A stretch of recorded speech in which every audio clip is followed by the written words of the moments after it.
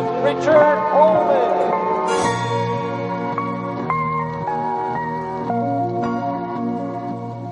My guest today is an interesting character.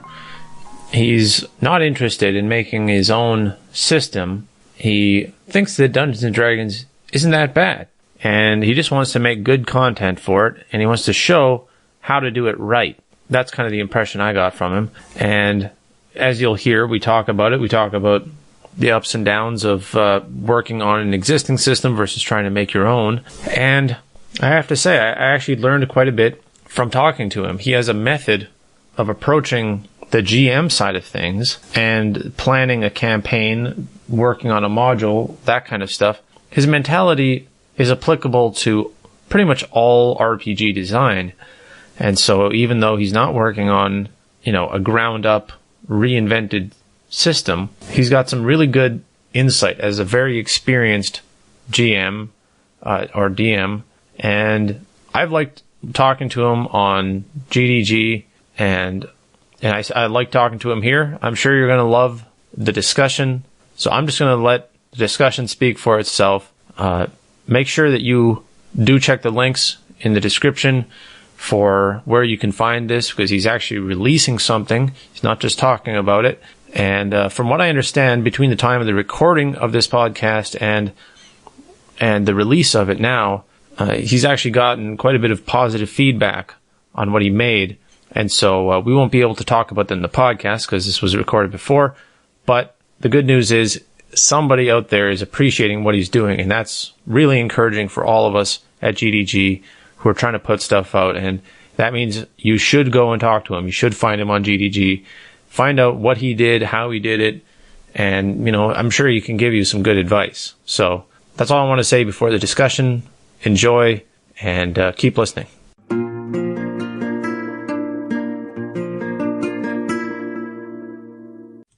All right, so we're here with Oswald, who you might know from GDG as Algol, and he's going to talk to us about the D&D adventure he's working on and his game design philosophy and GDG and the good stuff we like to try to get into here. Why don't you say hi and tell us about your project you're working on? All right. How's it going? My name's Oswald. I've been GMing and running games for a pretty decently long time. I want to say about almost 18 years, almost about to be 20 years into it. Yeah. Oh no, it's because I started young with, I actually bought the 3rd edition basic set in 01 when I was 12. Not bad. Yeah.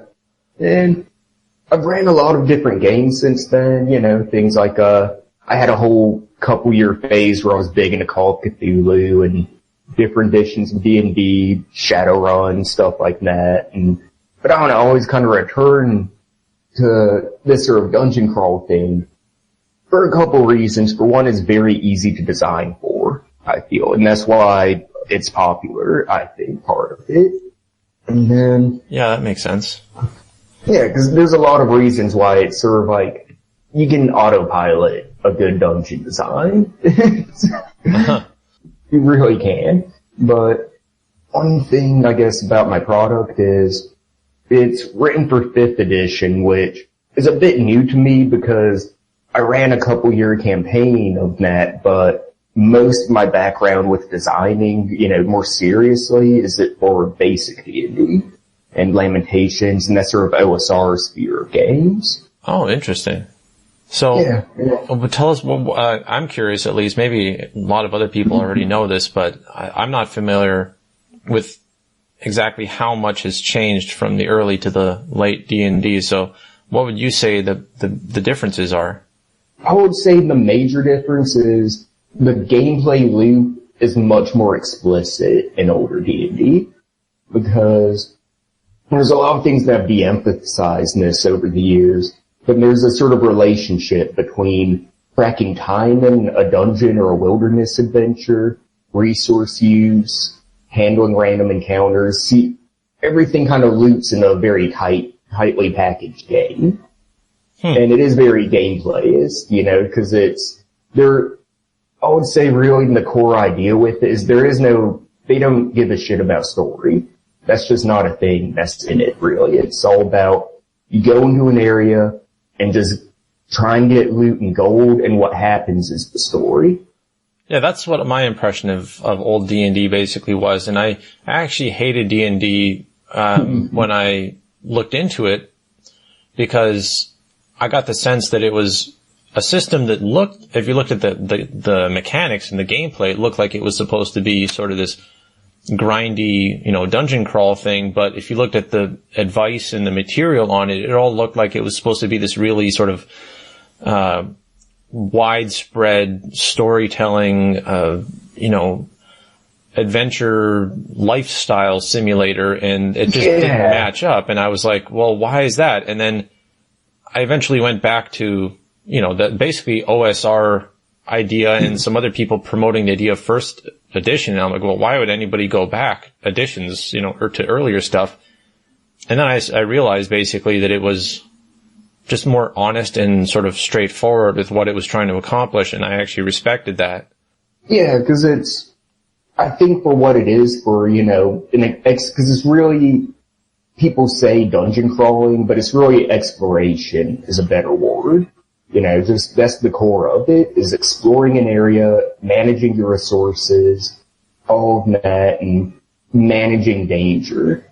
Because that's where a lot of the role-playing element enters into it. That things like, say you find a monster in the dungeon, fighting the monster is your worst possible option. Because that burns resources, that means you might die, you want to talk it out. Actually. Right. Make alliances, things like that. That's how you survive in this grimy dungeon crawl environment. Right. So when you're designing as a GM a campaign, in an older edition, you'd want to emphasize these sort of hard choices that people have to make, I assume. Yeah, you'd want to emphasize that and sort of, because you're not using a story-based structure, you want to have a lot of stress put onto a very dynamic environment that can almost run itself. So things like, you want NPCs to have different motivations, factions at cross-ends, because that means players can play off the different factions. That there's no opportunity for them to go in and say, ally, your goblins or whatever. And now everything's changed. They can throw things out of equilibrium. Huh. So your current thing, you told me it was called Mines, Claws, and Princesses? Yeah, and this one is a bit more modern in its design, I would say. So what's the difference there? Probably the biggest difference is honestly genre, probably. Because I'm one of those people, as a kid when I got into D&D, it was sort of like, everything kind of implies this big high fantasy adventure. That you're going to be heroes and all of this. And I feel like most people don't play that way because the adventure design isn't made to support that.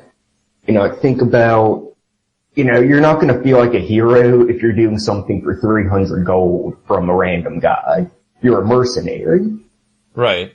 And that's why I think people who play a lot of D&D tend towards this kind of sword and sorcery, almost amoral style over time.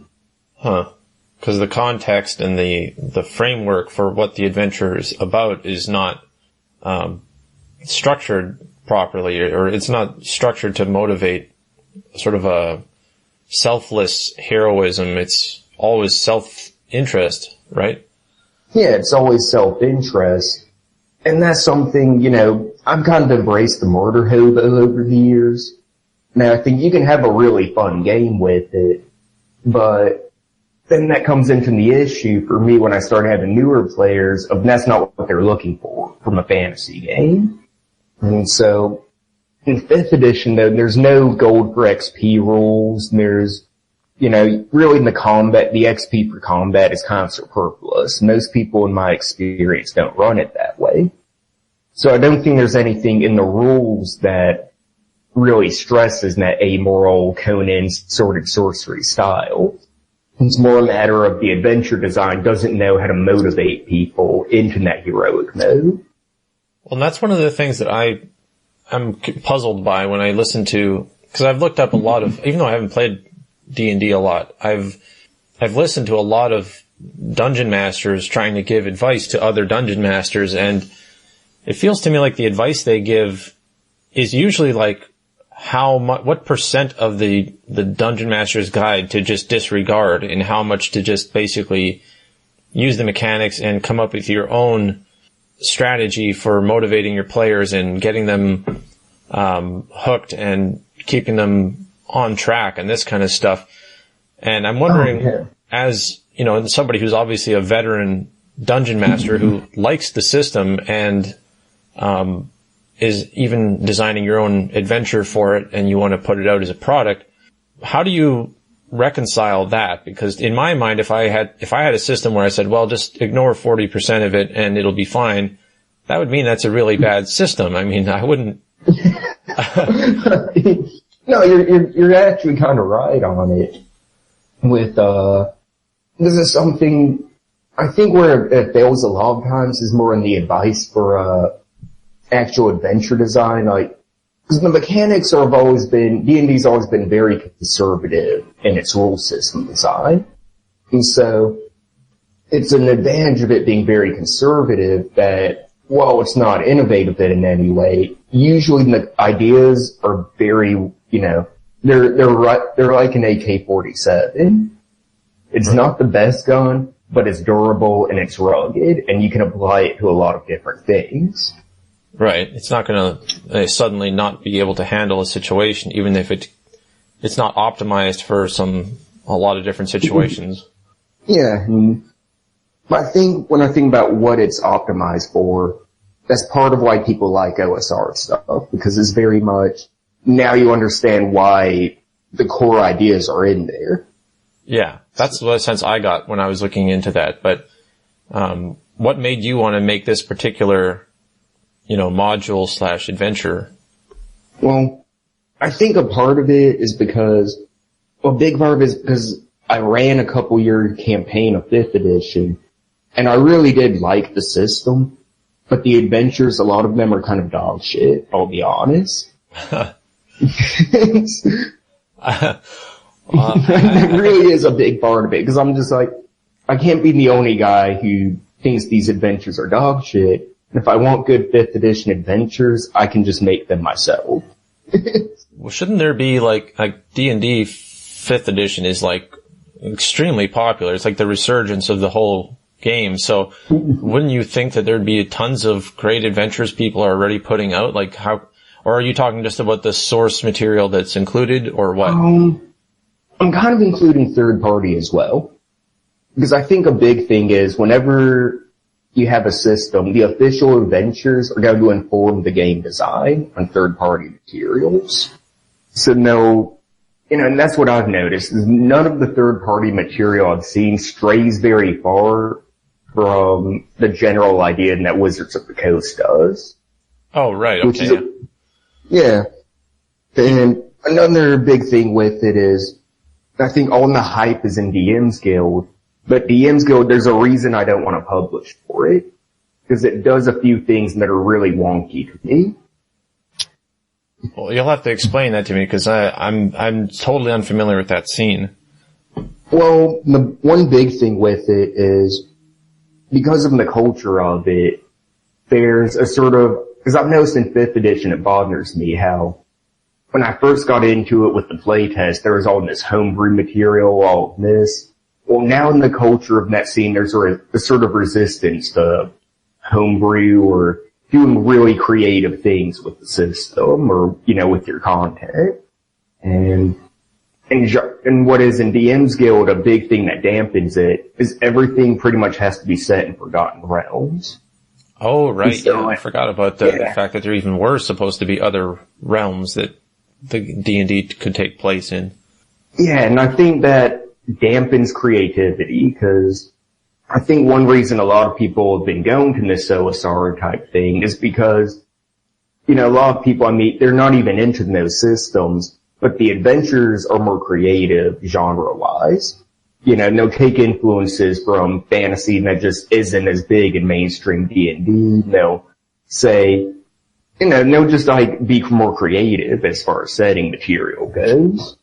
Yeah, and presumably that's what yours is doing, is stepping outside the box a little bit more and trying to do something innovative. Because mine, I'd say, like, I really want this to feel like extremely D&D, but sort of, because there's no main element in it that's not already a common thing in it. There are orcs, dwarves, all of that. But I want to step outside of that normal flavor for them. Because take influences from me, I'm a child of 70s and 80s high fantasy. It's sort of what I grew up on. And a lot of that, not so much, 70s comic book Conan, things like that. Really try and bring a broader, fantasy genre influence to it. Huh. This is something I feel with the Forgotten Realm stuff is so narrow in its influences. Yeah, I can see that. I mean, but when I read, I do have an edition I do have a copy of the 5th edition Dungeon Master's Guide, and when I was reading it, for research purposes, I wanted to find out how they try to tell Dungeon Masters how to build adventures, and they have tons of advice in there, and some of it definitely says, go make a mysterious, basically Cthulhu style horror mystery thing, and then the next page will be like a different kind of genre that they're basically going for. But in my mind, that would mean, okay, well, go crazy with it. As long as you're using the ingredients they give you in the monster manual and the whatever, I'm not really seeing a big difference in what one setting emphasizes versus another. Isn't it all wide open as far as what you want to do with your setting? That's sort of why I've been dumbfounded with my research in a lot of this 5th edition third party and the mainline adventures, is how just kind of bland it is flavor-wise. And it's, because to me, 5th edition is very easy just to slot in whatever you want, go crazy with it, and that's any RPG really. You can go kind of crazy with. Yeah, well, I mean, there's probably some that try to restrain it more, but in the end, it's in the hands of whoever's running the game. They can modify it and do what they want with. But I did. That's why home games are always crazier, always have more interesting content. Yeah. Experience. But I mean, in this case, I guess I can understand where you're coming from then, because just me reading it, I was thinking, oh, okay, well, at the very least, they're trying to emphasize that you can do anything you want with this setting and get crazy with it. And then if I found out that all of the adventurous people were making were sort of this straightforward, predictable style, that would be a disappointment. Oh, yeah. And it's something, I don't know, it really kind of disappoints me because it's in that sort of, they're all in that mode of that generic D&D fantasy. You know what I mean? Because for me, I've just never been a big fan of that style, generic D&D fantasy, because I read a lot of fantasy. I watch a lot of fantasy films, things from the 30s, 70s, 80s, some modern stuff. And to me, it's all, say, where's the sense of wonder to it? Right. If I go into a dungeon, I don't want to know already the tropes of all the monsters. I want them to be something new, something interesting, mysterious. Well, how much is that? I'm wondering, because I don't know so far much about the particulars of your project that you're working on, but how much of that would be stuff like high level changes to the way an existing race or something operates versus, just trying to put in nice touches and smaller details and things that would give it a different flavor, but not really change the core behaviors and mechanics and stuff that you would expect? Well, I think with it, a lot of it is sort of in the particular flavors. Because a big thing I've tried to do with this is say things like, like say there's a dragon in it and the dragon uses blackbirds as spies and they're just talking birds. And that's a little detail, it has a big macro effect on the adventure. Right. But it's not so much strange as much as it is, you know, it's something you would see in a lot of fantasy and in a lot of older fantasy, or if you're into folk tales, but it's not a thing you see much in D&D. And I really think it's in the little details where a lot of adventures fail.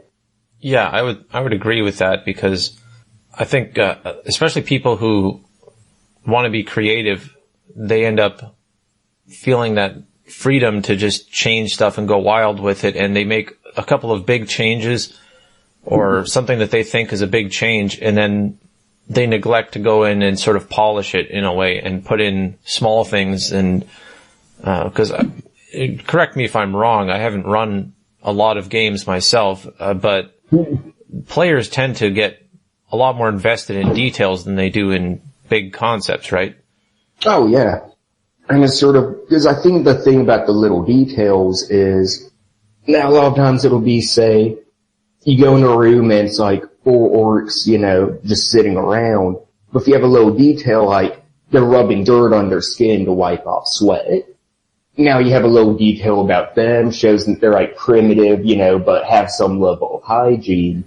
And it's necessarily very primitive peasant hygiene.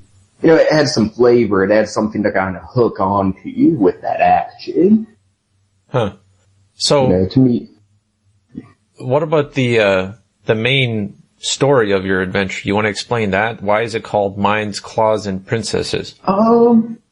That's sort of a general, I don't know, now it's sort of like I was thinking, what are general things in the adventure? Because the sort of introduction of it is you're immediately post a monster attack on a village.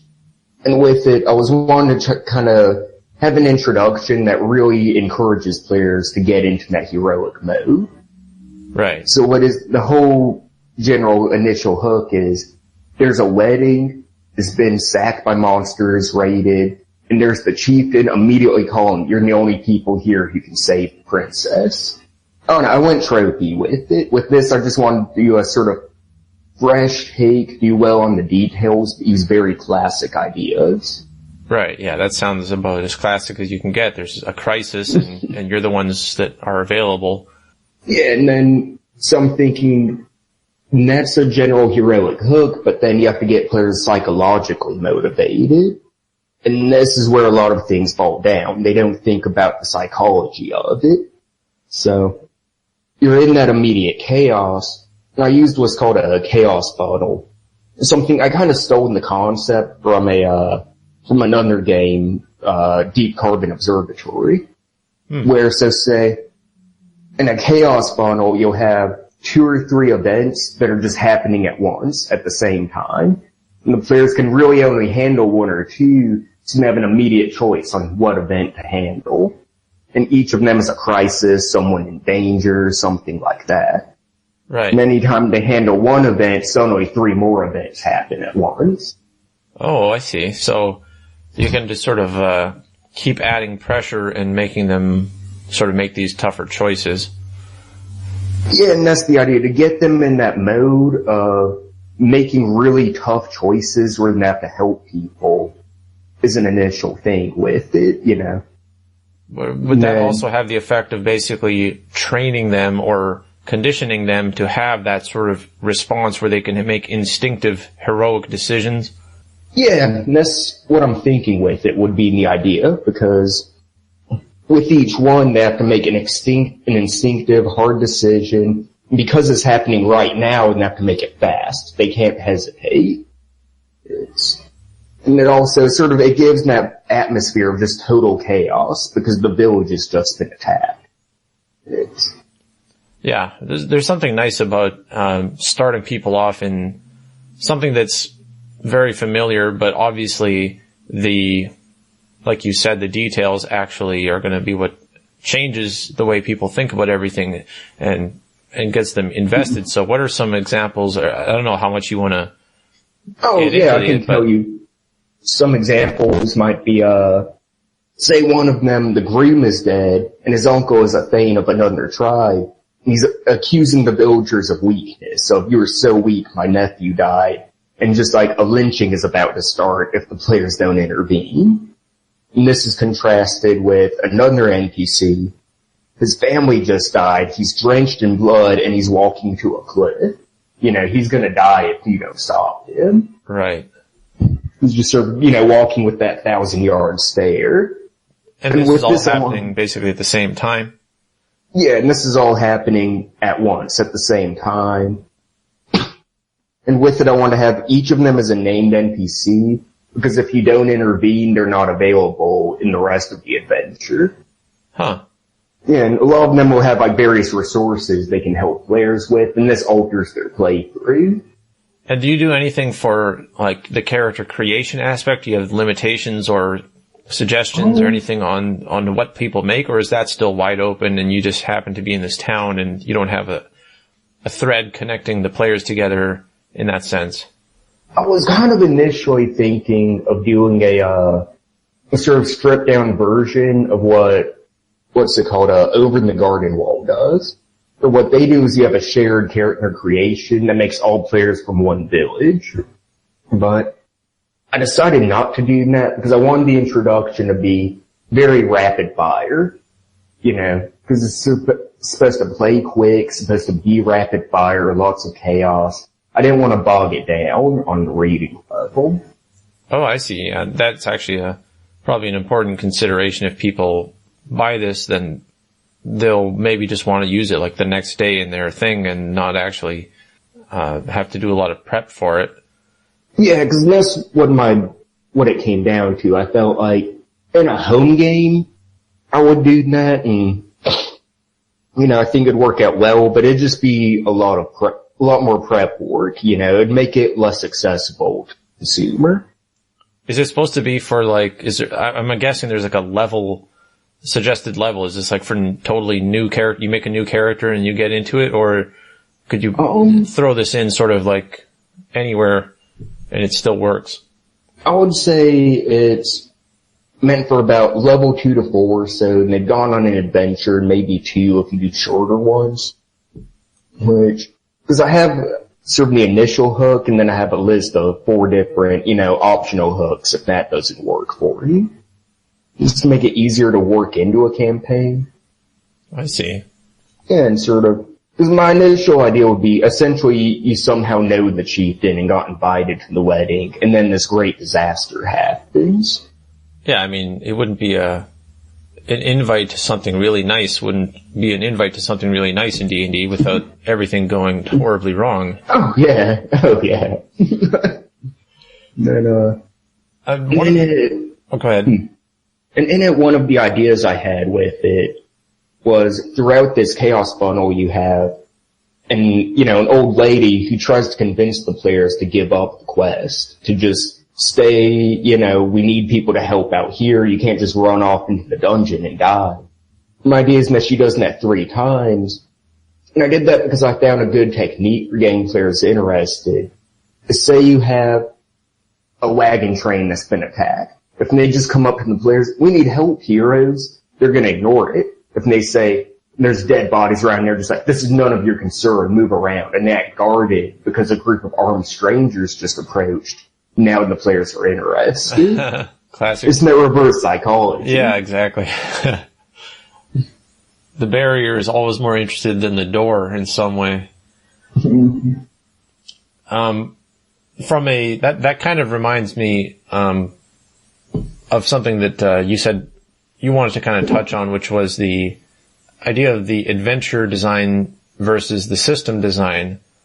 Sounds like, from what I'm gathering, it sounds like you're a lot more interested in just sort of these fundamentals of how to motivate and keep players engaged, not in trying to reinvent the wheel and get different takes on the fundamentals and assume that that's going to solve the problem for you. It's kind of like these challenges of storytelling and keeping players engaged is more important to you.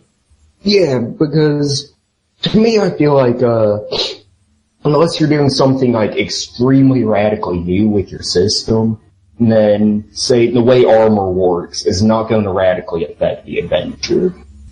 Right. It's sort of I guess to me I feel like if you know where to look and you understand your taste and your players, there is a wealth of good system design out there. It's, there's sort of, if you understand that, it's not hard to have a decent functional system. Well, I'm curious because one of the things my sort of working theory on Dungeon Masters is that they've become so accustomed to sort of going with the flow and making anything work that they sort of over time lose an appreciation of how much small system changes can actually improve an experience or change it in some ways. Do you think there's, does it really not matter what the system, how the system handles it, or is it? I think there is truth that the system matters, but I feel like, with the system, it's sort of that old thing of a shitty GM will make a good game shitty, and a good GM can make a shitty game, good.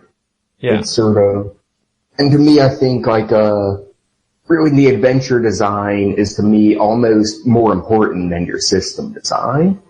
Because adventure design impacts play in a much more direct, bigger way than system design. This is of course, if you're doing that very conservative D&D style design. If you make really huge changes, you can get a very different play experience. Yeah, because I'm thinking, like, for example, one thing I've heard people complain about D&D is that the social mechanics are basically non-existent or very, reductionist. And I'm thinking in these situations, like, for example, you're saying there's somebody's trying to convince you not to go on the adventure, or you need to convince somebody else to help you or something like that. If you introduce a system, a subsystem that handles that in a different way, those little changes, or like you were saying, old classic D&D has a lot of resource management, that as soon as you introduce a gameplay element like that, don't players start to bend all of their thoughts towards how to optimize those systems? So in a way, I would say they do, but your adventure design needs to take advantage of those systems, if that makes sense. Like if you have, say, the same dungeon for 5th edition and 1st edition D&D, it'll play very similar, but an adventure that's optimized for one of those two editions will be very different. Will have a very different gameplay style. I see. So you get more of the adventure still is going to be the meat, even if the bones are different, or I guess you could say. Yeah, I feel like in the system, it does alter things, and instead, like, altering the social mechanics for it would be a very big change. Because I feel like a lot of people complain about the lack of social mechanics. Well, for people who run a lot of D&D, that's actually a feature, isn't that there aren't a whole lot of heavy social mechanics. Huh. Yeah, because I mean, you're on GDG like I am, and obviously people are always looking for these sort of mechanical and system solutions to this underwhelming feeling that happens when you're having a lot of interactions with NPCs or whatever, and it all ends up feeling the same, or it feels interchangeable or whatever. And they're looking for the system to solve that problem by having a mechanic or a way to roll dice or something that's going to spice it up. And I feel like if it's most problems with that can really be solved by your design and your running at the table. Yeah. Is the thing. Like, no system is going to give you good NPCs. You just have to kind of get good. See, now, man, I find that so interesting. You're the first guy that's really, like, gone to bat for defending the D&D approach, and on one hand, I totally agree that you can't let the system solve things, that you, as a guy running the system, need to step up and do your part, because it's a tool set, and you need to get good at using those tools if you want to make something good. The tools themselves will never make a good story. But at the same time, I think if you had better tools, you could make better stories. Like, I would say that is pretty true. I mean, as far as if we're talking about social mechanics, in the context of sort of D&D, which really includes a lot of games, because, most mainstream game design has about that level of social. Yeah. It's not, I feel like you can have better social mechanics, but a lot of people who make new ones, they miss what people like about not having social mechanics.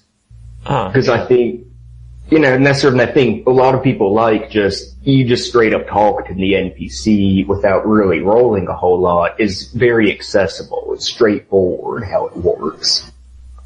Right, but I mean, when you do have a situation where somebody wants to manipulate or abuse or get something out of an NPC, I mean, your options in D&D are pretty... Well, mind controlling them. Yeah, mind controlling them with diplomacy. It's not a good option, but I feel like it's like democracy. I haven't seen many systems that I think work better than that.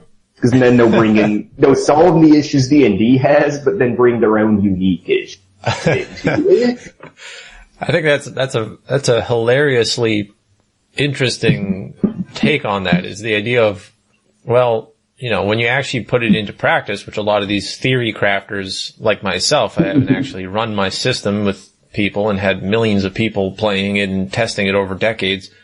Obviously you can say it's tried and true, and that is going to be true because people do use it and make it work. Go ahead. It's sort of like, yeah, you can find the issues with it, and it does have a lot of issues. Like, skill checks as mind control is a very classic issue everyone has pointed out.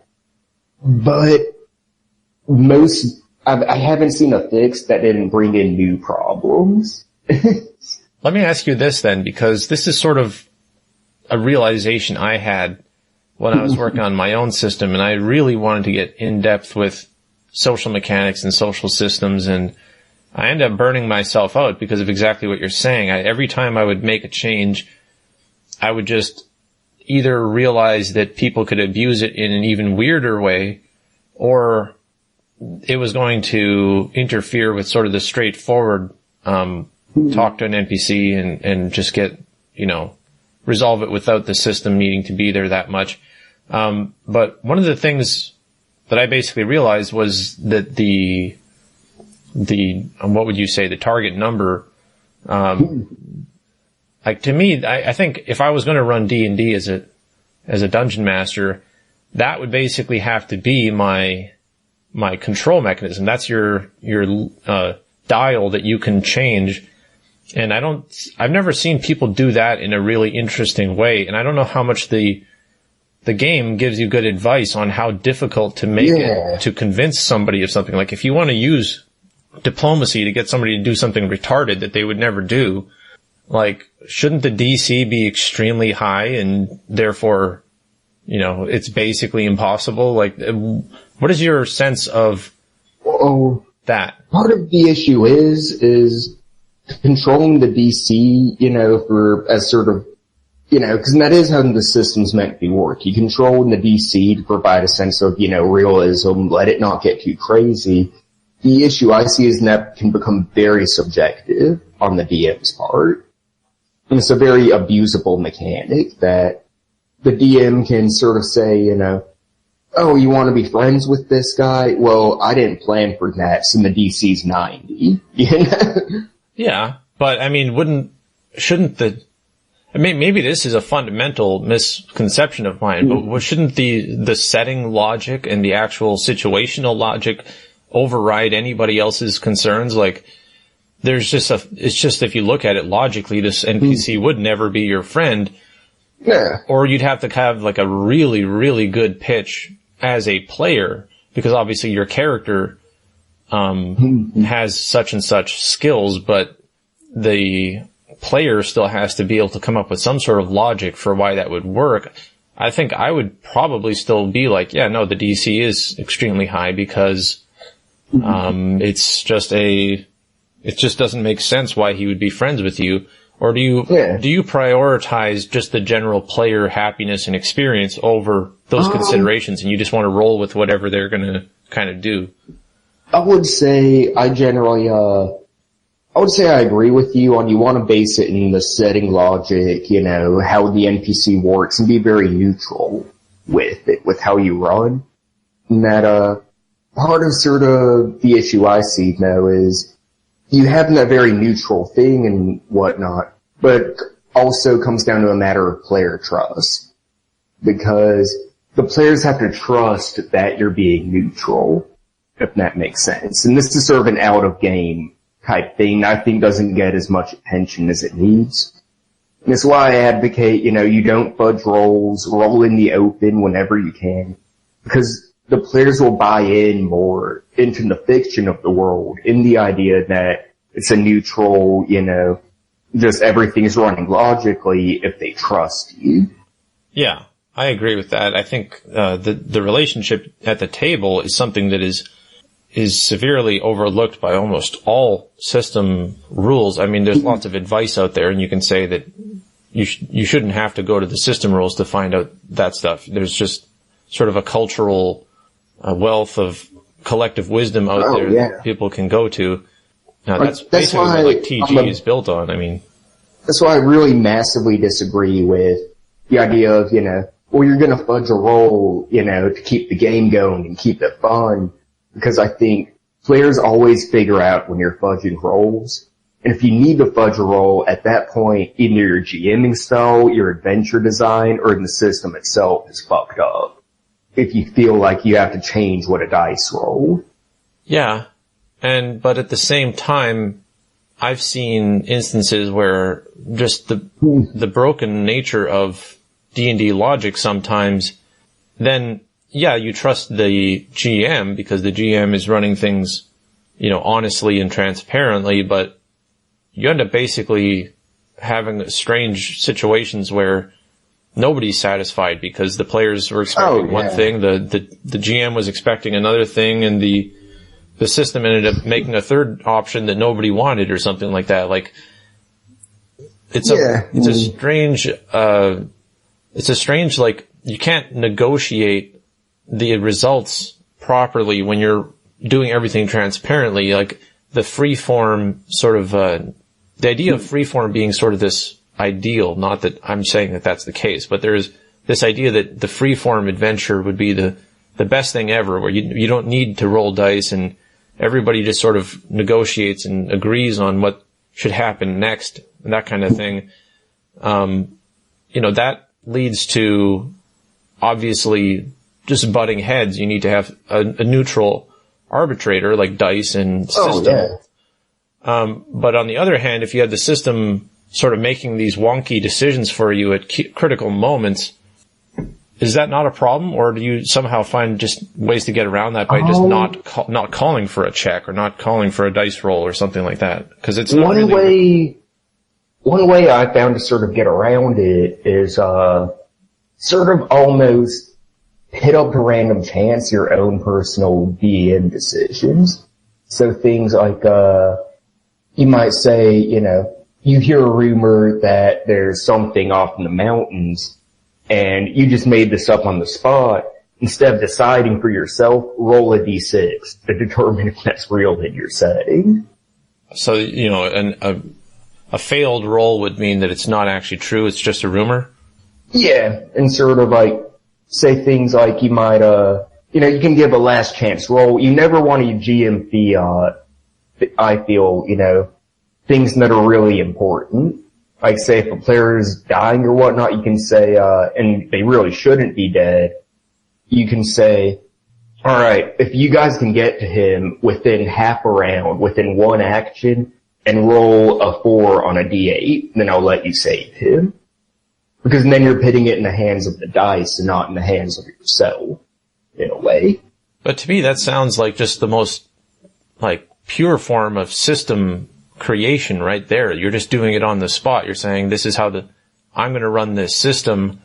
It's like a narrative sort of table mechanic that you're introducing. Like, I would imagine there's a lot of people listening to this on GDG who would say, oh, well, that could just be a mechanic that's officially in the rules, is in spots where you want sort of this coin flip, but you don't want the GM to make a fiat decision on it. Present the options and then roll a dice to determine it. That sounds like a system rule to me. Well, to me, with these kind of system rules, I feel like you don't want to make them so much official as much as I would only use those in situations where things have gone completely pear-shaped and I just need something now. And then later throughout the week discuss if we're going to do any house rules, you know. Right. Yeah. Yeah, and that's something. You end up getting, you know, people who have run games for a long time and they have this book of house rules that they've adopted over time. And it's like, I look at that and I say, looks to me like you're playing a bad system and you should just make your own with, you know, these house rules that are more interesting. But for the sake of accessibility, I guess you still want to start with something like D&D that's accessible and that everybody gets. And then the house rules are just easy to introduce when it's organic and when people naturally feel like it's time to introduce a rule for something. I think one thing a lot of people miss, though, is sometimes in these situations, you don't want to create a house rule out of it. Because sometimes it is that thing that happens 1 in a million, but every other time that specific rule will work. So you're just patching that one situation rather than the system itself. It is wonky, you know, usually there is an issue when you're having to do that. Yeah, it's kind of an improvised problem solving, you know, solution as opposed to a system feature. Yeah, because I feel like that's the thing. A lot of times, as long as you're transparent and honest about it, you know, and it can get you in trouble if the rules change too often, obviously. But you do have flexibility. They don't have to be set in stone. So do you see yourself as being a game designer, or do you see yourself as being a DM who's making an adventure and has, you know, basically a list of complaints that you're seeing other Dungeon Master kind of guys not addressing? I would say I've tried my hand at creating my own systems a couple of times, but I really see myself more in the former more in the latter, because as far as me being a game designer, I like to introduce new mechanics and adventures and whatnot, you know, things like, say robbing a dragon's hoard. I'm gonna create a little mini game out of that, but that only is existing for in the situation of you're robbing a hoard, you know, while a dragon's sleeping. Which I feel like that adventure design can get into that game design territory. Well, then I'm curious, how much would you say that fits in with the classic old school idea of the Dungeon Master versus the sort of modern idea, or like, where does that fit into that spectrum? Because I said the other day on GDG, I'm trying to figure out what people even mean when they say like OSR on TG or like, or something like that. It's like, is that sort of this, empower the idea of improvised encounters and improvised things at the table, or is that not part of that? I would say part of the issue is OSR is like 5 different definitions. Well, thank you. That's what I was trying to get a definition that worked. I couldn't figure it out. Yeah, because it's sort of like, people will just mean very different things sometimes when they say that, and there's like 5 different strains of it. So I'm not crazy. Okay, good. In a lot of ways, it is sort of, it's like obscenity. You know OSR when you see it. It's sort of the closest thing I've found. And what sounds like in your own adventure that you're making, do you include advice in there as to how to run it, or are you expecting people to come in and already have enough of a tool bag that they've developed over time as a DM that they're going to just know how to properly sell these things to the players and sort of run the whole thing? I would say this adventure, I assume you're an experienced DM already if you're buying a self-published adventure off the internet. But I do have at the end a sort of what I call the adventure outline. Because this is something, it's funny, I told my brother about it. He's like, oh, did you steal that from somewhere? And I'm like, no, I've never seen it in an adventure. But it seems very obvious where it's sort of, you just put at a very macro level, here's the design of the adventure. Here's how the feedback loops work in it. Oh, that sounds absolutely essential. I'm surprised if that's not a common feature in these things. Yeah, everyone I've told, that's what they say. And that they're like, oh, and that's not common? That's not a thing you've seen in other places? And then I just have, how to run the beginning, a sort of thing of what the mechanics are, because there are some adventure-specific mechanics in here. Things like the longer you spend time in the introduction, the more the first level of the dungeon where the princess is, the more they can prepare things. Oh, yeah. Okay. So say if you go in at time 2, it's going to be different from if you go in at time 5. Right, so all the hesitation and sort of paranoia and whatever that players get up to when they're not being the heroes, which you said that this is supposed to inspire, it's like those who act decisively and quickly will actually have a very pragmatic, real advantage if they go head first. Yeah, if they're just like, alright, we gotta go into here and save the fucking princess, then, and they don't hesitate, they don't hee-haw around it, then they're just gonna go in and they're barely prepared for an assault when they go in. I think that's a great idea. Well, if you go in later, then now, everything's already in place, they've shut the gates, everything's, they have more guards outside, and it's gonna be much tougher. Let me ask you, on a sort of a mechanical sort of preparation level, I've never tried to, plan an adventure that many different people could run with different characters, but it always seemed to me if you were going to make sort of a standalone D&D adventure that I would be tempted to throw in a lot of opportunities for sort of these niche, play styles and classes and stuff to try to show off or highlight something as they're going through versus sort of a generic expectation of a DPS, a tank, and a healer or something like that. It's like, do you think of that level of who might all be running this thing, or do you? I think, I would say I don't really think on so much the level of the individual player. And that's partly because to me, I'm used to, just my personal experience, I'm used to very atypical party compositions being common, or either that or running versions of D&D where people are very broad and not very specialized. But I try and think about things like, I want it to be fun if they do a frontal assault, and I want it to be fun if they go in and sneak, and I want people you can interact with and convinced to join you in case they're a more role-play heavy party. Right.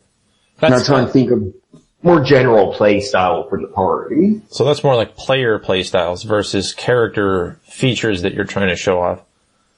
Yeah, because I guess to me, I'm someone, for example, my sense of balance is kind of rough because I think a tightly balanced adventure sometimes isn't as good as if you're just kind of loose with it. Well, it certainly would be more realistic that not everything would be balanced perfectly tailored to what players would, or characters would expect. I mean. Oh, yeah. I think part of that is because this one, it has a story, but the story style is sort of disappears after the intro. After that, it's just a location and suggested events that can occur. And, go ahead. It's sort of like, cause it's something I get frustrated with a lot of newer, 5e things, where they just go scene style, where they're like, scene 1, this happens, scene 2, this happens, scene 3, this happens, and I've never seen that function in play. Huh. What ends up happening if you try to do that? What happens is, the GM is desperately trying to salvage his scenes or get things to go in the scenes, because the players never go in the correct way. Like, to me, it's sort of like, you can build a location where it's like, here's this location, here's that location, and people have motivations. Because to me, that's more flexible as a DM, that you can run that even if the players go off in some weird direction. That's interesting. I mean, especially in a dungeon environment, which the dungeon is sort of this ultimate, limitation, that the constraints of the dungeon are very real. you can anticipate things a lot more and force things a lot more. Like there is just a literal choke point that everybody will have to go through if they want to get to the end. But it sounds like you're still trying to prevent that too tightly controlling what people experience, which would be that scene control that you were talking about, I'm guessing.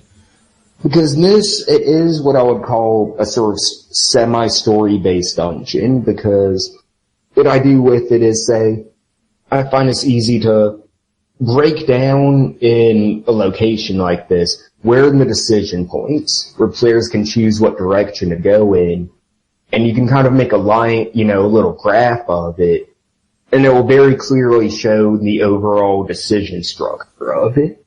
And so what I try and do is have these little loops, but the loops will intersect at story important locations. Oh, I see. Yeah, and that way it's like, you're always going to encounter these story important things, but by the time you've reached that story important thing, you've made, 3, 4, 5 decisions on your navigation, your exploration. So nobody feels like they're being led around by their nose or anything like that, because they still make interesting decisions and then they encounter whatever it is. But I think with these sort of decisions, it's also important to telegraph a little bit, because if you just have 2 generic hallways with no information about them, that's not an actual decision. That's true. Because if you have no information about your decision, you're just flipping a coin. Yeah. Or get that situation where people feel like they have to split the party or something because they can't decide what they want to do or whatever. Oh, yeah. And it's something it's really common in a lot of old school design, actually, because they'll go very minimalist with the writing. Right, so that's where people end up making these bad decisions, quote unquote, but how is it really a bad decision if you had no chance of determining which one was a good decision? If you had no idea how to do, make your decision or whatever. Yeah, I find that very interesting, that the advice you have and the insight you have on just designing something with the amount of experience you have as a dungeon master, running something which is as flawed as Dungeons and Dragons. You end up, I would say it's like you've built up a lot of creative muscle of what to do because the system isn't doing it for you. And you have to basically learn the ins and outs of how to actually make it engaging in that sense. Because that's the kind of insight that I know that from a system level, the system doesn't care. No. But as a guy running the game, obviously you end up realizing this. A lot of GMs and DMs don't realize that, and they just sort of stick with these bad habits or say that, you made a bad choice. You went left instead of right. And you went left instead of right, fuck you, get good. And it's like, they can't get good because they had no information. Because they flipped a coin, dude. There's no skill involved in that. That makes me really interested to see how your adventure plays out and how you've designed it. What would what kind of workflow would you say that you had? Like, when you started doing this, was it natural and sort of easy because of how much experience you had? I would say it was natural, but it kind of took a minute because I just sort of obsessed over a lot of detail in it. Because I'm always of the opinion that you can kind of fuck up the macro if your details are really good. The details are what's important and can kick something to the top tier. Right. So in this, it's sort of initial workflow is just brainstorming, and on that, I'm thinking of evocative scenes, evocative moments, really interesting just encounters that you can have in a game. And that's sort of the first thing I think of, and I'm thinking how to tie all of these together in something. But not tying them together in a way that's a scene transition, but tying them together from the sounds of it with interesting decisions. Yeah, make a lot of interesting decisions or all of that, and once you tie it in, it's sort of, because to me the biggest thing is the actual encounters themselves, the little moment of you open a door and walk into a room, or you talk to an NPC, something like that. Those are the most important parts of the adventure. So you put the most thought into those, presumably, and then the rest can be filled in later, right? Yeah, and the rest can be filled in later. And as far as map design, how things in a dungeon or in a town interact with each other, I'm thinking on a very gameplay level. Or I'm just almost like a board game or, tactical level. What does it make sense realistically, and can I fudge the realisticness to make it more fun gameplay-wise? Huh. Can you explain that a little bit more? Because I'm trying to think of, like, if you're designing a town or something. I've always thought that should be a very dynamic, fluid environment where you're trying to quote unquote simulate the town. But it sounds like you're just more like, here's the fundamentals you need just so on a gameplay level it doesn't fall apart or something. Yeah, on towns I don't go too big into detail.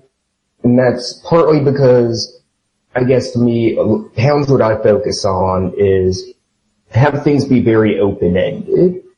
So, say one NPC relates to another NPC, but you don't design any sort of quest or ending to it. You basically design the beginning, the hook, and that's it. And just, because when it's left open-ended, I feel like if everything has a hook, everything is open-ended, it'll become chaos. And chaos is the fun part of a town. Oh, I see. Yeah. I thought you were going to say chaos is, a pain in the ass for the GM, but I guess that's the same thing. It's a fun mess you have to manage. Oh yeah, it's a fun mess. It's sort of, because as far as the town, a big thing I think about it, as far as actually writing it, is you want it to be evocative. Because I feel like you don't need to go into a lot of detail if the 3 or 4 sentences you have on a building are something that can inspire ideas that are easy to riff off of if you're improvising. Right. And then as far as towns, I usually write them as just a list of NPCs that just relate to each other, and I like to have little things with what resources you can get in there and tie those to specific people and make everyone relate to each other. Little mini rivalries and friendships and, yeah. I don't know, because on this adventure I didn't want the town to be a super dangerous area. Well, it sounds like you're trying to push the players out of the town very quickly and get them to actually do something interesting on the adventure side of things. But do you have, like, if you listen to this old woman that's telling you to stay in the town, presumably you have to have interesting things to do in the town then. Yeah, I try to include some interesting things in the town because my idea with it is as you go throughout this whole adventure, because there's something like you can clear in the first level in a session or two, but I've seen playtesters have told me it would probably be more like 10 sessions to finish the whole adventure. Oh, I see. So, with the town, my idea is that it should never be the main focus, but there should be something interesting you can do in the town, that sort of thing. Just so it's not just a generic town, because I want the players to give a shit about these NPCs.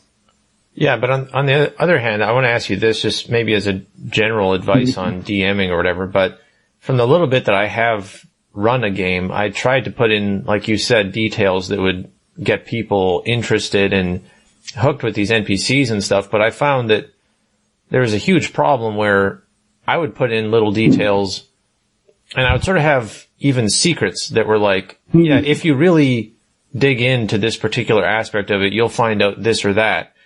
And what ended up happening was my players got this sense that they could dig in anywhere and there would always be a payoff that was clever or interesting. And they didn't want to leave the town. They wanted to just keep digging for secrets and stuff. And the details were actually too effective in that sense. They were like, it set up an expectation of detail that was like, I actually have this whole adventure you're supposed to be going on. You're not supposed to just sit in this town and do this. But if I was going to design like a pre-made adventure, especially, I feel like I would be tempted to just sort of, the example I would use, I guess, the comparison would be, Ultima, which was basically Richard Garriott's, D&D campaign. And he would have this obsessive level of detail where he would, plan out these relationships and these hidden tunnels under this guy's house that you'd never know about unless you just really explore it and stuff.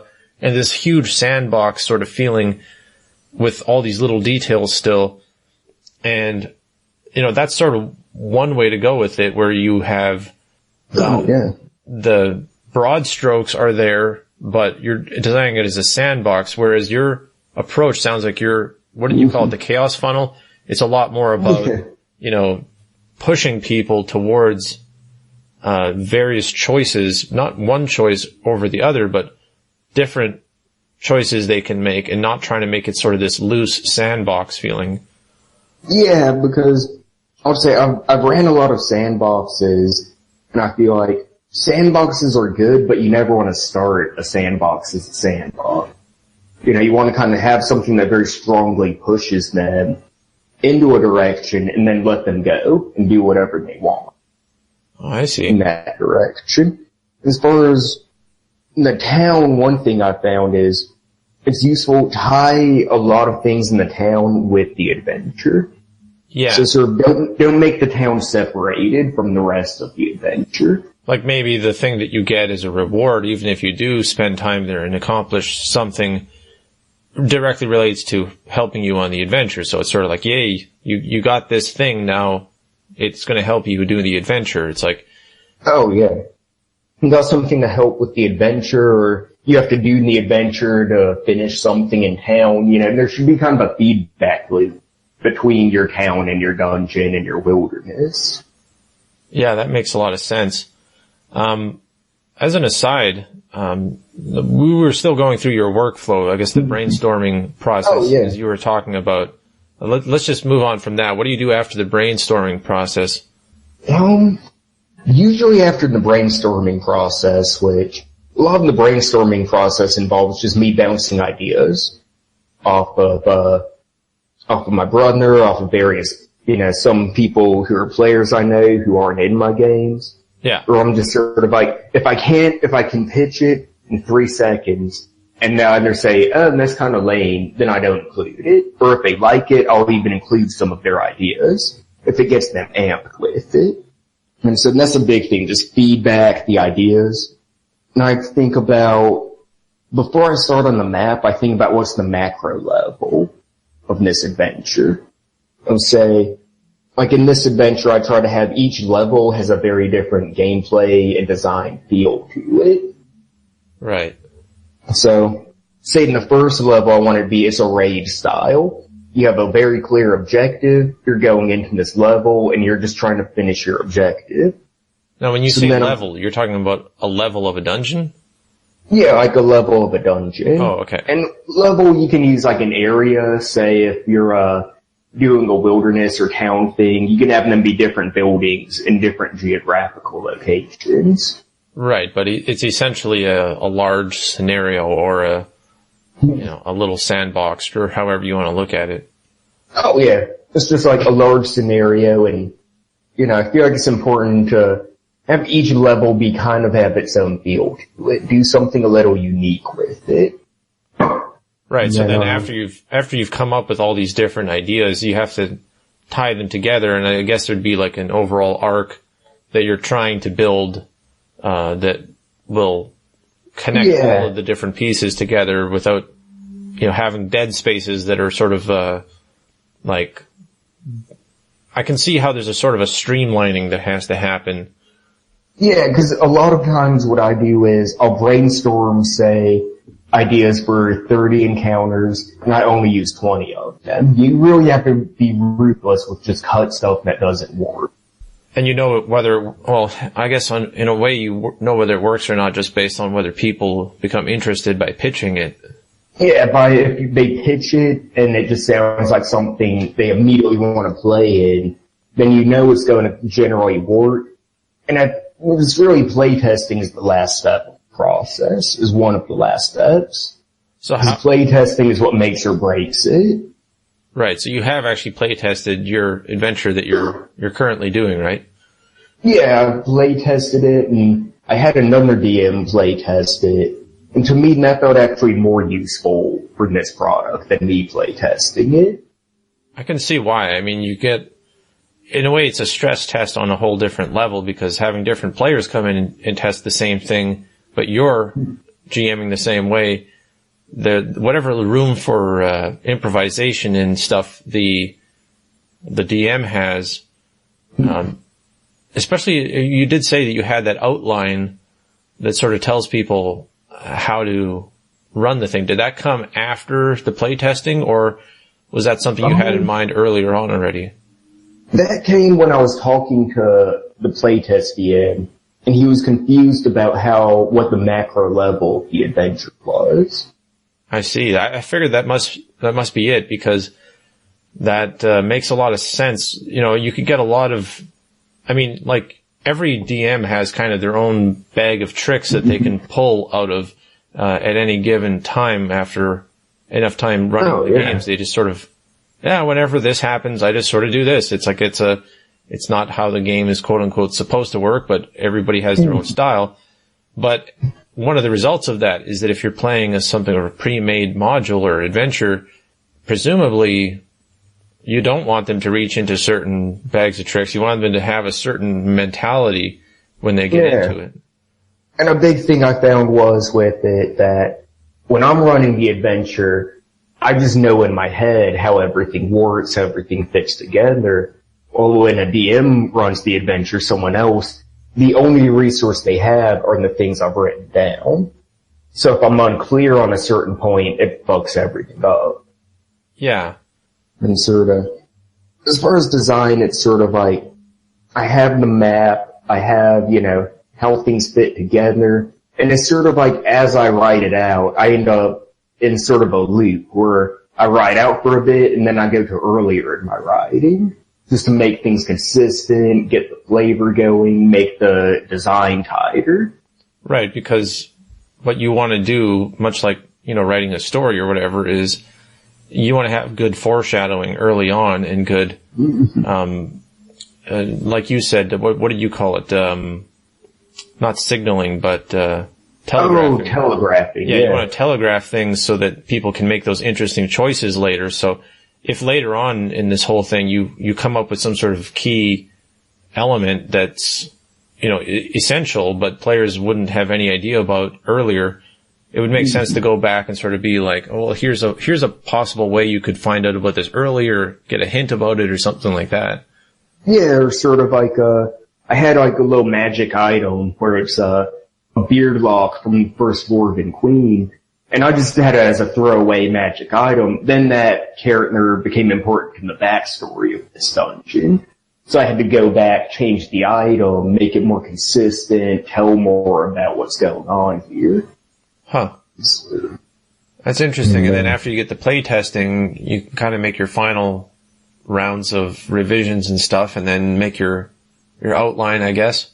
Yeah, and like, one thing I found is a lot of people say to save layout for last, but I think you want to have a rough layout of a project like this very early on, because what happens is, say, if you only have so much word space for a room description, you need to know that before you start you write out the room, but your revisions are all going to be influenced by how much space do I have on the page for this.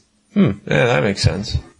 I've never physically tried to lay out instructions alongside maps and stuff like that, but if you're selling it, I'm guessing a lot of it you could base on existing adventure modules and stuff like that, as far as like, you don't have to reinvent the wheel there either. You just have to make your own based on what's tried and true in that sort of tradition of building adventures and having pre-made modules and stuff. But as far as layout and writing, I guess, I'm influenced by things I like and things I dislike. And this is something I really dislike about a lot of, third-party 5e products, Wizards of the Coast stuff is, it's very dry, it's conversational, and it drones on way too fucking long. Like, to me at the table, you know, you get a room description. I don't need an entire page to run a room description. Just give me the general gist so I can roll with it. Right. All right. So, and then the flavor of it, I mean, that is in the details, but I guess you just make a note of those details and it sort of is apparent what the flavor is. You don't need to explain it 3 times. Like, sort of, like, there's the kitchen example. If you write, this is a kitchen, you don't need to write that it has silverware, you know, ovens, all of that here, because you already said it's a kitchen.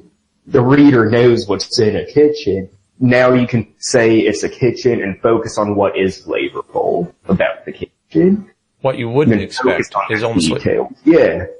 Yeah, that makes a lot of sense. You allow people to fill in the blank spaces with, you know, sort of the general idea of it, but then whatever they wouldn't expect and whatever is unique is what you actually need to make a note of. So that's you make a note of things that are important to it.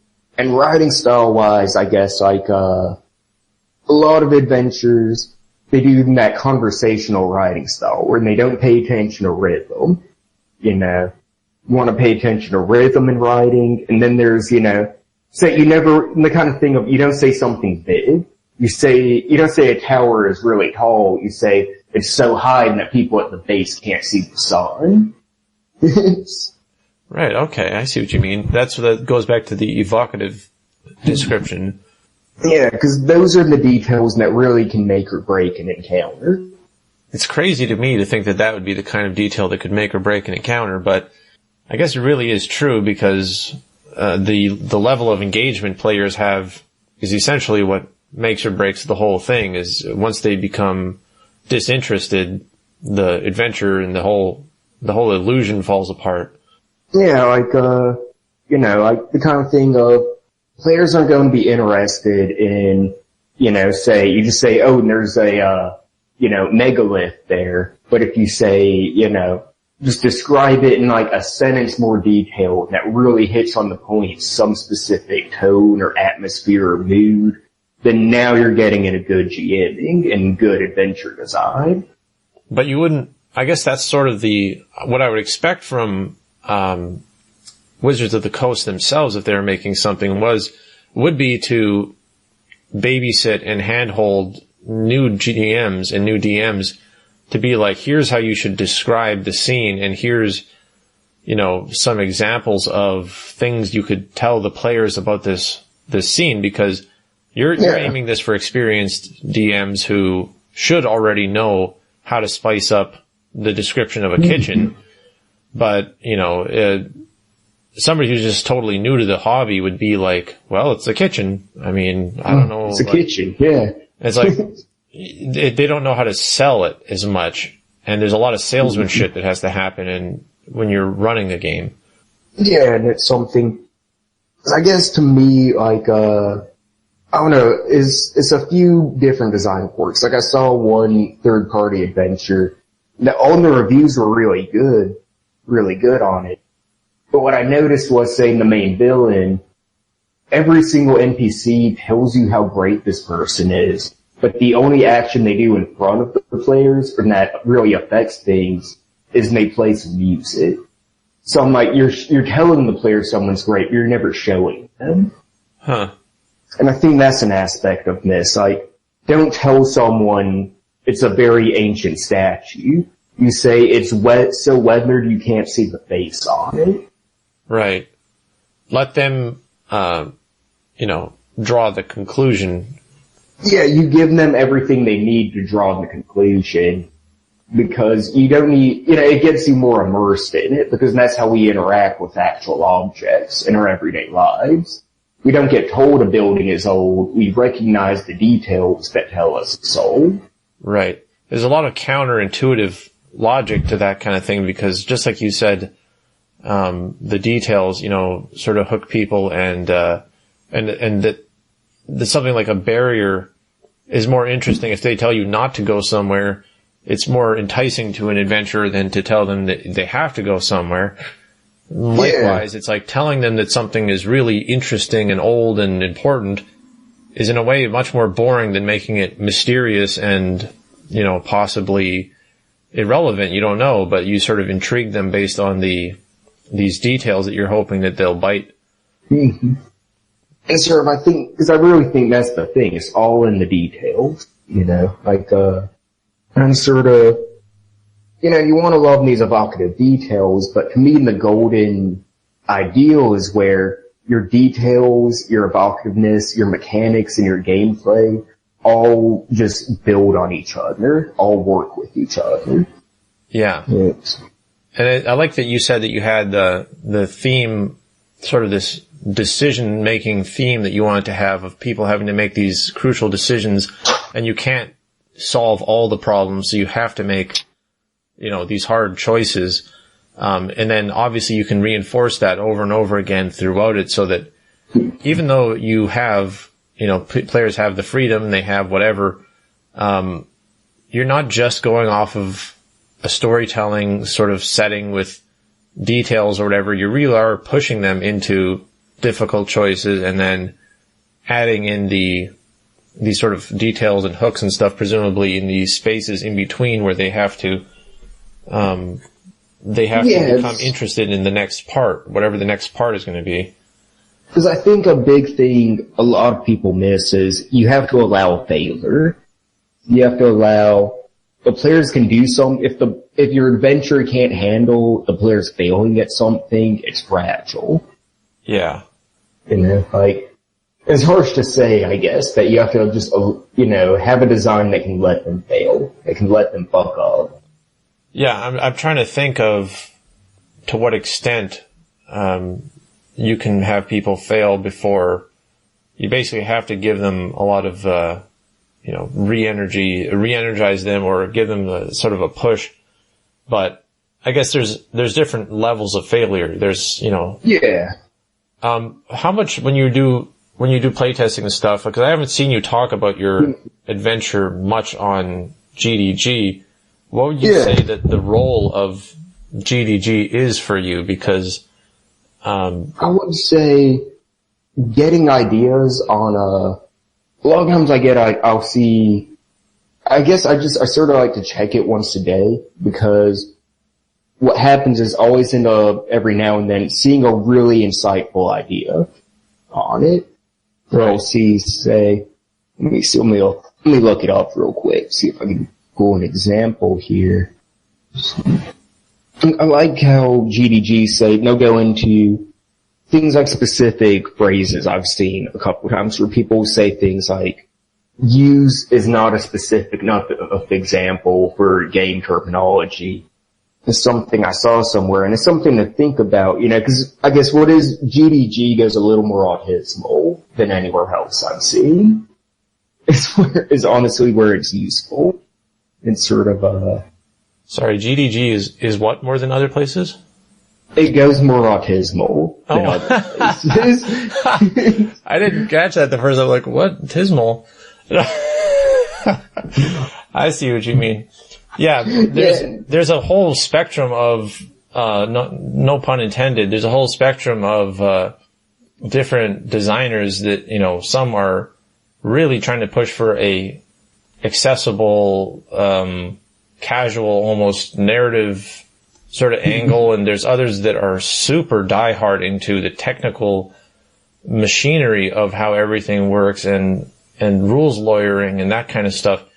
And for me, that's like a huge benefit. And that's why also even if I'm not particularly, I don't need any particular thing from anyone. I'm not there to get an answer. Just going there and seeing the attitude people bring to game design, I would say you do get a healthy variety of people going into the completely theoretical, abstract, down to the very nitty-gritty execution of technical things. Mm-hmm. Like just in this that I pulled up where it's like, either in the shooting phase or in the fight phase, being a problematic way to phrase something, I'm like, damn, that is super nitty gritty and autismal, but it's like, that's something to think about. You know, do you want to get to that level of specificity in your writing? Maybe you should. Maybe it's a good idea. I don't know. Like, Yeah. but it's not something you're going to see in other forums of people getting that nitty gritty sometimes. Yeah.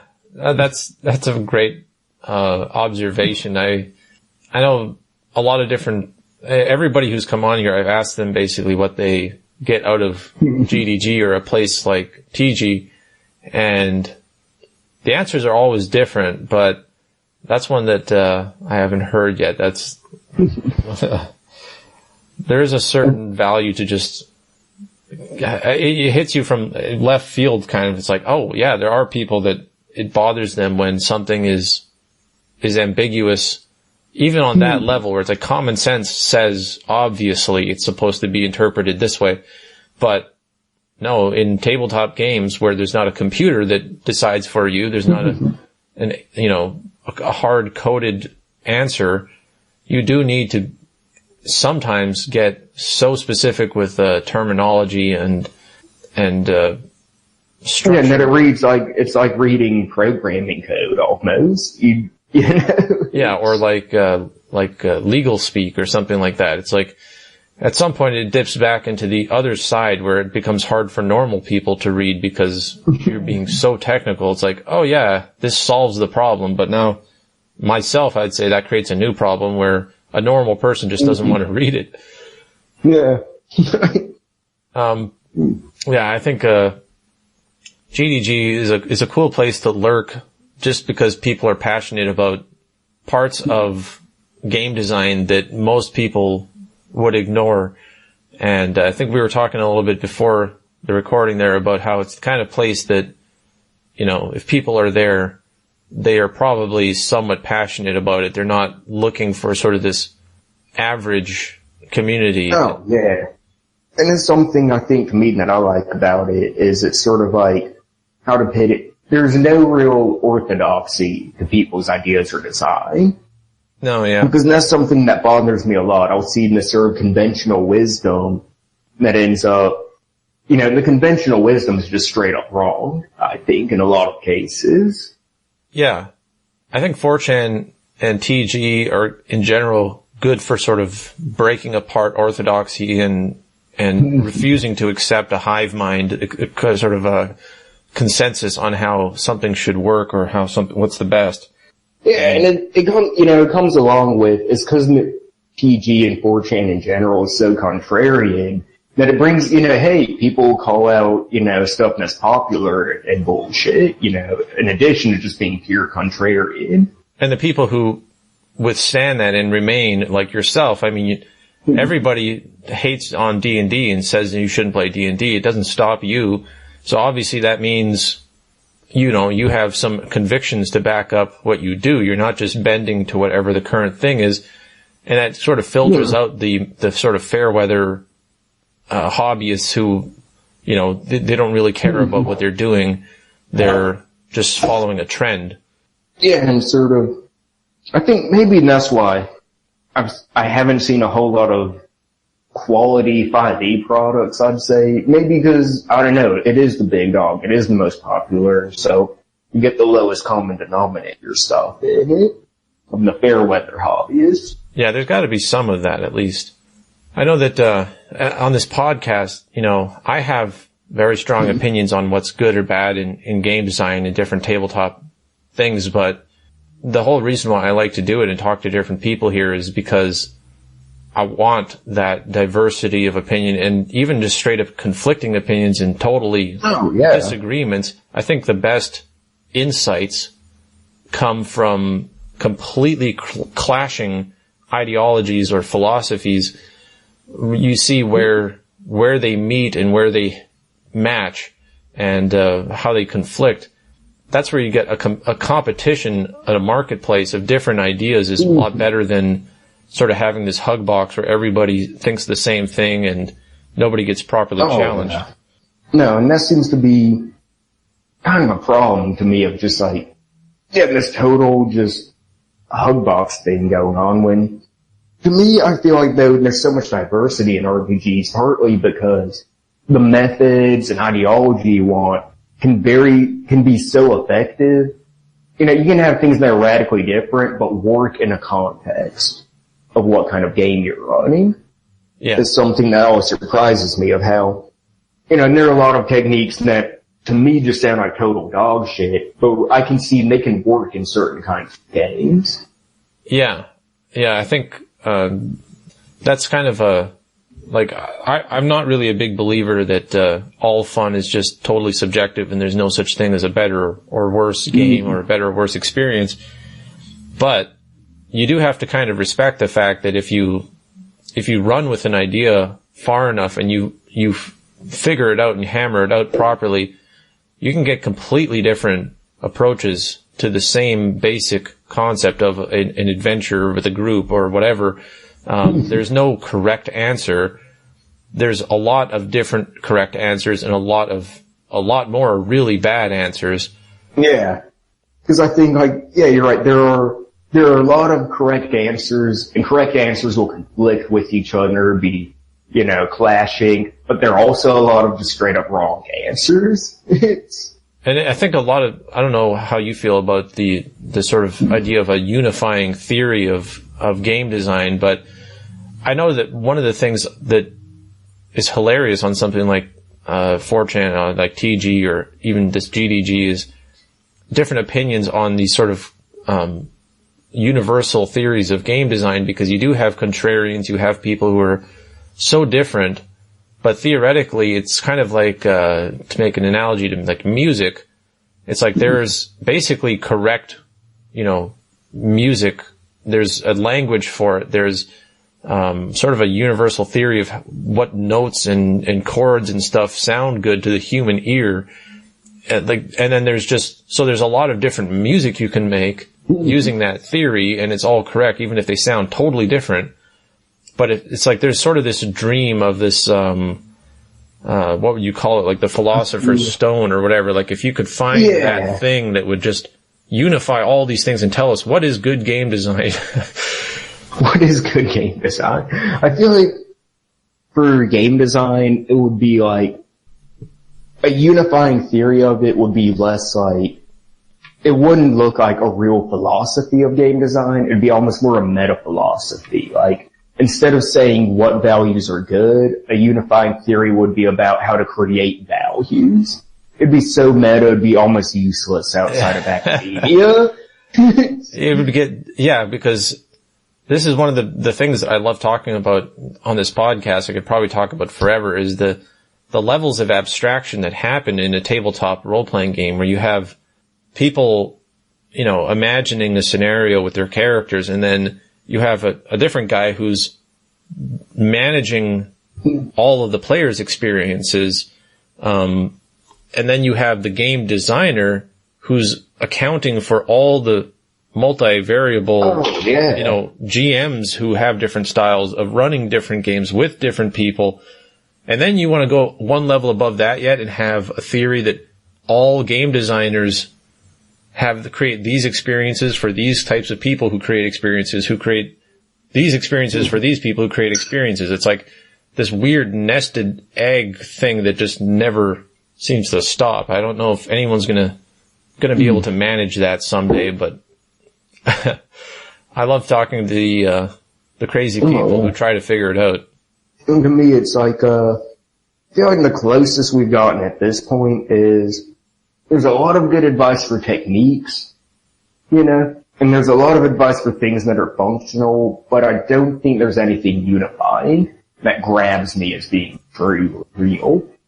Yeah. I love to try to find like common denominators between totally different philosophies, and that's sort of what catches my attention, is like these are conflicting things, but if you pay attention to it, there's sort of a theme that runs throughout them and stuff. That's why one of the reasons why I like to talk to different guys on this podcast here and really pick their brains on what they think makes for the best game design principles, because it's like it's almost guaranteed everyone's going to have a strong opinion. Sometimes they're going to I think you have to have a strong opinion if you want to design a game. I can't imagine I guess I can. You see them all the time starting a project and never finishing it, because that's the sort of what happens when you don't have a strong opinion, is that you never settle on something as being better than the alternative. Yeah, you don't have that, drive opinionatedness. It's sort of, and I think to me with game design, it's almost like you need to be doing something because your product needs to justify its own existence. Yeah, so in a way you have to even look for differences, even if you're like, well, this is a definitely a good enough system. Like GURPS is good enough. It's a universal game, Why not just run everything using GURPS? It's like you have to forcefully, make a stand and say, no, I want to be different than this. I want to be different than that, even just on a marketing product level, but, presumably even on a deeper design philosophy level, you want to. You have to just be like, why should this exist? Yeah, you have to, it's kind of arbitrary. You have to draw a line in the sand, but that line that you draw in the sand is not arbitrary at all once you start working around it and designing around it. Oh, yeah. And that's sort of like, something with this product I've been working on. It's sort of like, I don't know, it's weird because it feels like I'm just drawing in a lot of different ideas I've had on game design and on adventure design. And really, the core of it is I feel like I'm trying to do something as far as like the adventure design, the flavor, the type of fantasy I'm doing that I just don't see in 5e, but I feel like 5e can actually work well for, on a mechanical level. Yeah. Yeah, I would really be curious what other players of 5e would say when they check it out. I mean, I would be a poor judge of whether it's good or bad because I don't have enough experience with it one way or the other, but hopefully people who listen to this and check it out, I mean, is it going to be available on Drive-Thru RPG, I imagine, or where are you going to try to put it? Yeah, it's going to be on Drive-Thru RPG. Mm-hmm. You have is that the kind of thing where you get tempted to make like a site for it or some other outside source of people can read about it, or is that more like you just want to try to get everybody to go to this one Drive-Thru RPG page? I think I get tempted to make like a blog or a site or something, but to me, part of the issue is that, I have a full-time job. I work 40 to 50 hours a week. And this to me is like my passion project and my hobby. Yeah. But, when I was working on this heavily, I was putting in, 4 or 5 hours a day on it. And it's like, I just don't have enough time in the day to treat it like the business. It would be if you're just like, I'm going to make a product, make a whole line of it, make a website, Kickstarter, all of that. Yeah. Yeah, no, I totally agree. I mean, I work full time too. I get this podcast and everything I do on GDG and stuff. It's all based on the, the passion that you just like. I don't know. I feel like I would go crazy if I wasn't working on something like this. So I'm going to keep working on it. It's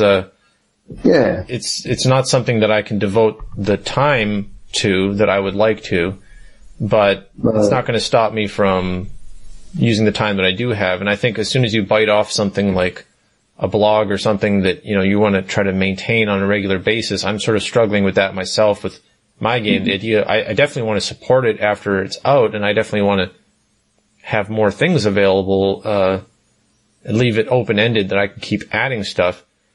But it's hard to start something like that and then think, well, maybe I just won't have time to do it justice. Yeah. And maybe I think like my workflow just doesn't seem to work well for like a blog type thing, because to me, I like to just create a project, define what the project is going to be, and then just work on it until it's at a level that I can show it to other people.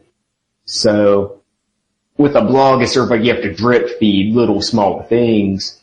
Well, I'm just investing all my time into these projects. Like when I tried to blog, I felt like it was taking time away from things I preferred to be doing. That is such a conundrum for creators nowadays anyway, because, I've heard I've talked to other creators, not on this podcast, but just other guys that I know that are working on stuff. and they're like, yeah, I'd love to do like a Kickstarter for this. And like, they don't realize how much work a Kickstarter is. Like the amount of communication and then reaching out to the press and trying to make press releases and updates and stuff. Like, you don't have any time to work on the actual project anymore unless you have a team of people that are helping you. If you're just a hobby, creator, it's extremely difficult to manage the public side of it and invest all the time into it. But what would you think to something like just creating a Discord channel or a Facebook page or something like that? If you have Facebook, like some place where people can just kind of leave comments and feedback if you want to. I would say, to me with Facebook, I thought of that, but to me it's a really good thing with it to do that, but at that point you're getting into like growing the community around your products is really what you're trying to do. Like a lot of YouTubers do this, where you make your Facebook, you make your Discord, you make your Google Plus channel, and try and combine all of them.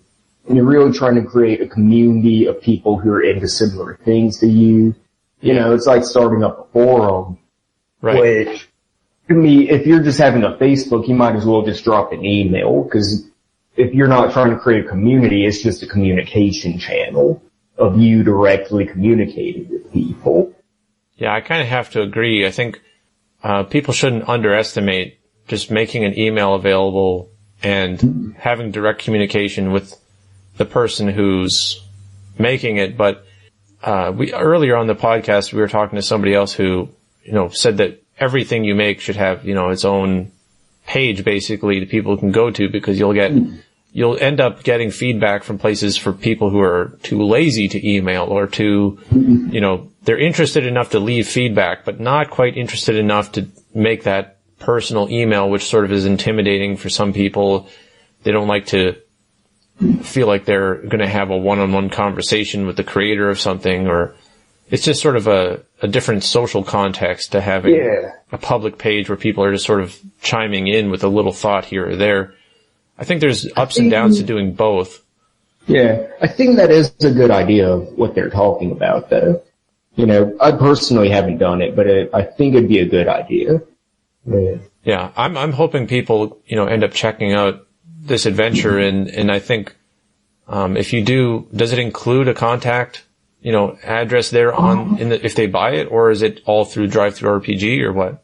If you buy it on Drive-Thru-RPG, you do get a buyer message, is what I have. So the contact info isn't in the PDF itself, but you do get my email, contact info, all of that. Right, so if somebody really wanted to, they could still find you. It just wouldn't be as convenient maybe as discoverable, I guess, is the other way of looking at it, as a page that's dedicated to it or something like that.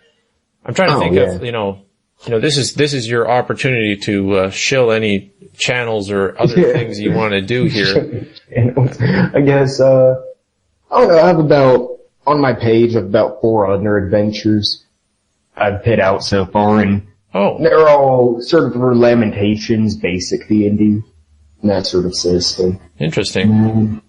And as far as like getting contacts for people, I found, as far as sales of my stuff, it skyrockets if I get a review of it on a public site. Yeah, that makes sense. Yes, and that's what I really focus on, and with this, I sent emails to about 40 people. Yeah. Which I recommend, because it's just send cold call people, just hit up strangers over the internet. I've heard other guys, I haven't done that myself, but I know that can be an agonizing and awkward feeling to be like, you don't know me, but I just made this thing and I hope you care about it. It's like, it's a hard way of doing it. I know the podcast I like to think of is a nice casual environment to be able to come and talk about it, because I'm always interested in hearing what people are working on and different creative struggles and stuff they're doing. But getting a proper review from somebody, because obviously I'm not reviewing it, and it's not going into the specifics that much of judging it as a product. I'm not judging it at all as a product. I'm just interested in you as a creator. But, yeah, it's a tough grind if you want to try to get people to suddenly notice something out of the blue. And that's sort of what I found. Like, I sent it to about 40 people and about 6 people responded so far. Yeah. So it feels like it's just and I don't know, it's sort of like you get real nervous when you're doing that because if you have any sort of social anxiety, then that's going to trigger it. Yeah, no kidding. And that's it's pretty rare to get it. Well, I guess it shouldn't be. I mean, a tabletop, the role-playing game is a pretty social thing by nature, but it's usually social amongst a bunch of introverts or something. Like, it seems like the game designer is a level above the GM in that sort of, I don't know if you need to be introspective to make games or whatever, but I think you have to be obsessive to some level. Yeah. You know, if you're a hobbyist game designer, you have to be obsessed with what you're doing because you're making a product for essentially free. You're not going to make the money back. Yeah, you put in hours into it. So having that and then still try to, push it in public ways and just sort of, evangelize your product is always this sort of, I always feel sorry for people trying to push something when it's very clear that they're awkward about it or they're anxious about it or they're whatever. And and GDG is definitely going to have that problem on a continual basis. And I kind of wish that there was a platform or that, someday, this is just total bullshit, but someday GDG should be like a platform for like publicizing stuff that, almost be like a brand that can be like, help people put stuff out a little bit more. Oh yeah, and that'd be great, because GDG is already useful for a lot of times. I'll just out of the blue be like, hey guys, what do you think of this? And you can get feedback on general ideas. Yeah. Really well there. Yeah, I mean, I invite people who are listening to this, if you have something you want to work on, if you want to try to, get feedback, get ideas, get brainstorming, or help other people with their stuff, go on there and just mix it up and stuff, because it seems like the more left field and crazy ideas are, sometimes the more people appreciate the diversity of ideas there. But also if you have a product that you want to, get advice on, like tips on publishing and stuff like that, there's guys who are in there who have literally put out like 10 or 11 different products that have sold and whatever. And, you can always end up finding some sort of feedback on whether it's hiring editors or hiring, advertising and stuff like that.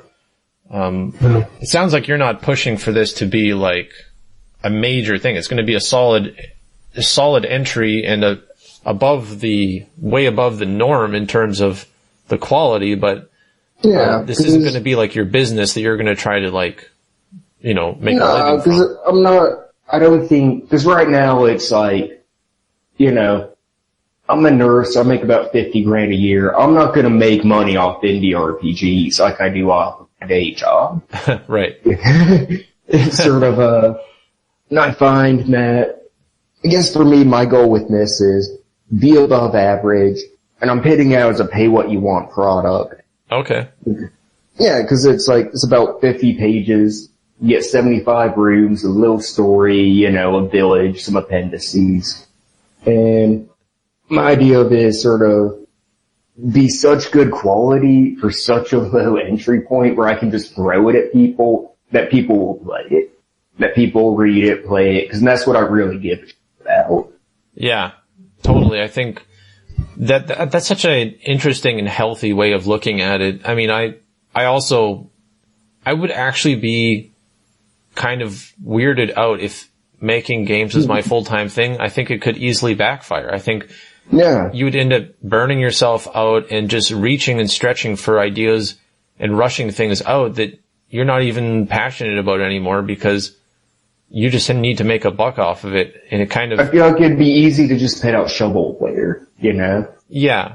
Or end up going for like the most bait sort of like, this is what's hot right now. I'm just going to follow whatever the current thing is that's a cool meme or something like that. Yeah. Like, Or you might back away from a cool idea because you're like, this might be too polarizing. Yeah, I would much rather have a cool community like GDG or something like that, where it's like other creators will see it, and, you know, hopefully it spreads to whatever extent naturally and organically from people talking about it.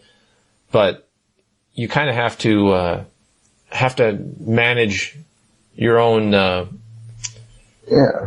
manage your time and have this real passion for doing it as a hobby. And probably the hobby RPGs that come out of GDG, I'm looking forward to more than I'm looking forward to the next major commercial release, to be honest. Yeah, because to me it's sort of like, how to pit it, like I'm not gonna make a living out of this until I, you know, like, I would like to make a living out of it, but I'm not gonna quit my job and chase being a hobby RPG guy. Right. That's just not realistic. Of all the dead end, or not dead end, I mean, theoretically it's great, but of all the artistic fields you could sort of try to jump into and make money off of, that's a very dangerous place to attempt. I don't know if anybody's doing it. Maybe there are some people who do it, but... And it's sort of the economics of the RPG field. If you're trying to be a professional, you know, game designer, supplement writer, adventure creator, it's people like me who are fucking you. Because I'll just put out an adventure quality. Yeah.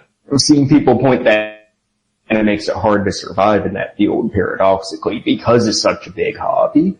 Because there's so many hobbyists with good ideas in it.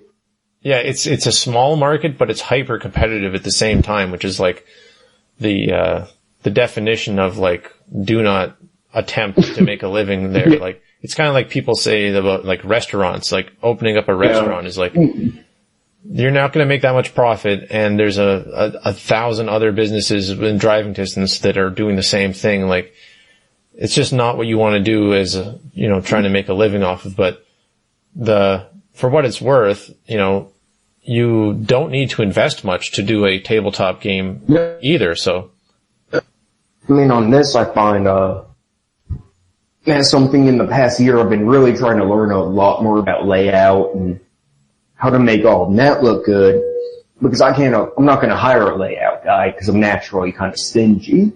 Oh yeah. And then on this, I had pointed out the pictures in it are super amateur, and then gradually the adventure, because I was learning how to draw.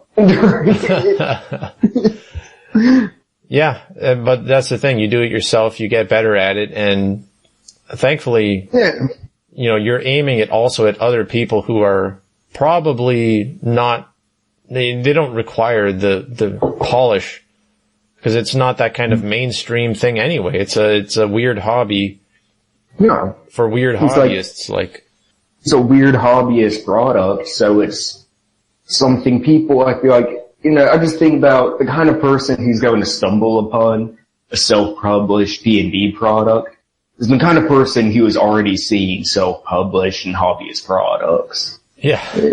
Yeah, I can't imagine them come by and be like, oh no, this is not up to my standards. I need professional artwork in mind before I do something. It's like, that would be a weird person to simultaneously be into indie hobbyist modules and still be that judgmental about it. But it sounds like you got all the real important stuff, which is the actual adventure, the actual design, and what players will get out of it. That's top tier. So, I mean, that's really what you're going to get judged on, I would think.